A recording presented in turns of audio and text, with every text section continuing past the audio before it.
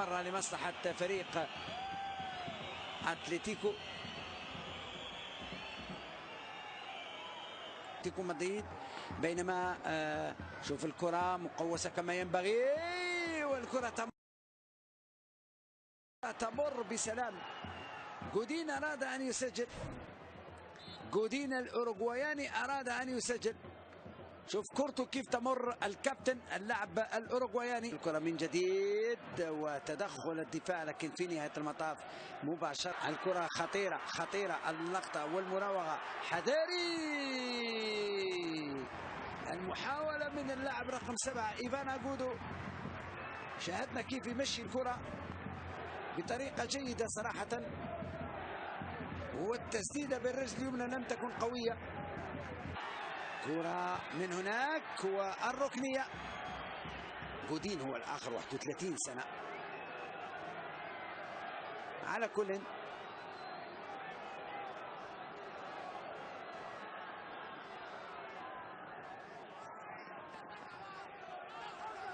تبقى هكذا المحاولات، ويبقى فريق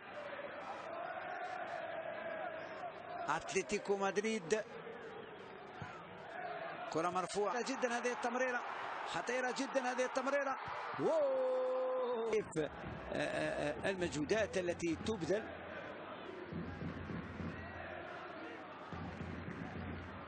على كل بعض الغيابات تشيلسي وتلعب في الميلان، يعني اتلتيكو يعني مشوار رائع. يكفي انك تلعب في ليفربول وترات بالكأس. فاز شوف المحاولة من هناك، التبادل الكروي. أجودو كرة مرفوعة بعيدة لمصلحة. شوف التدخل وتبقى الخطورة، تبقى الخطورة والكرة بعيدة. يا سلام على الأداء، يا سلام على اللمسات الكروية بالنسبة للاعب رقم 7. اللمسات الكروية لإيفان أجودو صراحة ممتازة. شوف والكرة بعيدة، الكرة مقطوعة والحكم يقول خطأ لمصلحة اتلتيكو مدريد. خطأ بعد التدخل على فرناندو توريس،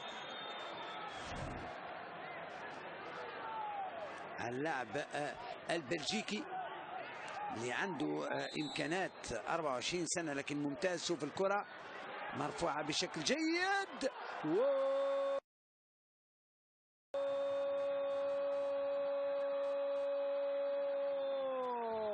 جول جول جول جول جول. يتمكن جودين الكابتن الذي أخفق منذ 10 دقائق، ها هو يسجل. جودين الأوروغواياني المدافع هو الذي يعطي الإشارة، وهو الذي يعني يعطي الهدف الأول هكذا لأتلتيكو مدريد. أخفق هجوم فريق اتلتيكو مدريد وجاء المدافع ليسجل. جودين إذن الكابتن الأوروغواياني يفتح باب التسجيل في الدقيقة 3. فريق اتلتيكو مدريد كرة ملعوبة من هناك، يتدخل الدفاع. أهداف أخرى أكيد. كرة ملعوبة من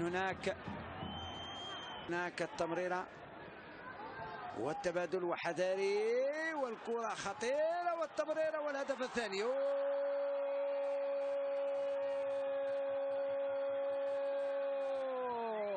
جول 2-0 لأتلتيكو مدريد. 2-0 لأتلتيكو مدريد بعد هذه المحاولة والتمريرة والانطلاقة من هناك على الجهة اليمنى. التمريرة العرضية جاءت بالهدف الثاني عن طريق فرناندو توريس يضيف الهدف الثاني. شوف الانطلاقة كانت سريعة، التمريرة أكثر من رائعة من هناك، والكرة العرضية وكأن اللاعب كان في وضعية تسلل، وكأن اللاعب كان بعيد نوعا ما عن المدافع. المهم 2-0. حتى من الحكم كان ينتظر ماذا يقول مساعده، لم يرفع الراية. رادولوفيتش السربي، الكرة ملعوبة والركنية إذن مرفوعة بشكل جيد، والدفاع عود للوراء في اتجاه اللاعب رقم 10. شوف المحاولة خطيرة بالنسبة له. سوسيداد خسر في مباراة الذهاب 1-0 على ملعبه، لكن في مباراة العودة فاز على ريال سوسيداد بملعب هذا الأخير ب3-2. مولينا شوف الاداء الجميل، شوف الكره كيف كانت ملعوبه بشكل. موسى عنده كره التمريره من هناك، تبقى الكره عند عناصر فريق. شوف الحكم يعلن على خطا بعد هذا التدخل من خوان فران الذي يعد من المدافعين الاقوياء في الدوري. قبلها كان في اسبانيول ولعب حتى موسم مع ريال مدريد، موسمين. كرة ملعوبة، لكن الكرة اللي هو مصطفى نينج، كرة ملعوبة وخطيرة هذه الكرة. لو تركها اللاعب كان هناك لاعب وراءه. يخرج هكذا اللاعب البلجيكي، اللاعب الدولي يعني كراسو، 28 سنة هذا اللاعب. الكرة خطيرة والتسديدة من بعيد عن طريق اللاعب رقم 10. فعلا إيفان أغودو قدم مباراة كبيرة. شوف حتى من الجماهير الحاضرة تبتسم، لأن الفريق ليدا كرة ملعوبة يتدخل الدفاع، رائعة جدا. كرة لمصلحة فريق ضاعت هذه الكرة، سوء تفاهم والتمريرة. البارسا هو صاحب. شوف التسديدة والكرة بعيدة، إمكانات. وهنا التغيير، يدخل جريزمان ويدخل دييغو كوستا، يعني يخرج اللاعب رقم 11 كوريا الأرجنتيني، ويخرج كذلك من اللاعب الثاني كوريا، يدخل مكانه دييغو كوستا. خطيرة هنا هذه اللقطة بالنسبة لفريق اتلتيكو، ولكن الدفاع والحكم يقول كل فريق على كل يبذل في مجهود. المحاولة هكذا،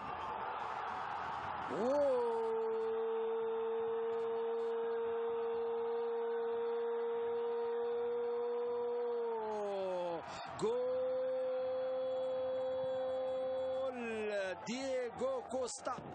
دييغو كوستا اللاعب. عندما يدخل هذا اللاعب لاعب عنده إمكانات كبيرة، يتمكن هكذا. شوف الانطلاقة، الكرة المفاجئة والتمريرة من هناك على الجهة اليمنى، يرفع كورته، وشوف الكرة مرفوعة، والهدف الثالث للاعب في وضعية صعبة، لكن